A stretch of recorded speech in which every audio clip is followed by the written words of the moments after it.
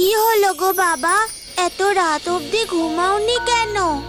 আর বলিস না রে মা, গোটা গ্রামকে তোর জন্মদিনের নেমন্তন্ন করেছি, কিন্তু এই গরমে গ্রামের পুকুরের জল শুকিয়ে গেছে, বড় বড় মাছের জোগান নেই, সেটাই ভাবাচ্ছে আমায়।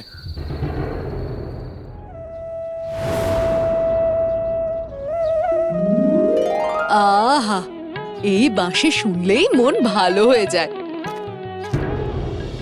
কি হয়েছে মুন্নি? কাল তোমার জন্মদিন, অথচ আজ তোমার মুখ ভার কেন? না, কিছু হয়নি। কি হয়েছে তোমার? আমাদের বলো, আমরা তো তোমার বন্ধু। জানো, বাবা খুব চিন্তায় আছে। কাল আমার জন্মদিন উপলক্ষে গোটা গ্রাম আমাদের বাড়িতে নিমন্ত্রিত, হ্যাঁ, আমি তো খুব উৎসাহী।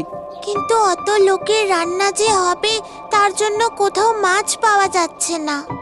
মনে হয় কাল আমার জন্মদিনটা পালন হবে না। মাছের জন্য জন্মদিন হবে না, তা আবার হয় নাকি? এই বলাই, কাল যে নগেন দাদু বলল রাধানগরের গোলদিঘির কথা, যাবি নাকি ওখানে? তুই পাগল নাকি রে? ভুলে গেলি ওটা অভিশপ্ত জলপরীর দিঘি, আর ওইখান থেকে তুই মাছ আনার কথা ভাবছিস? কেউ গেলে আর ফিরে আসে না ওখান থেকে। ঠিক আছে, তোদের যেতে হবে না, আমি একাই যাব। ও মা, তুমি একা যাবে ওই বিপদে? কিছুতেই না, আমিও যাব তোমার সাথে। তোরা তিনজন যদি যাস তবে আমিও যাব। আমি তাহলে বাড়ি থেকে জালটা নিয়ে আসি।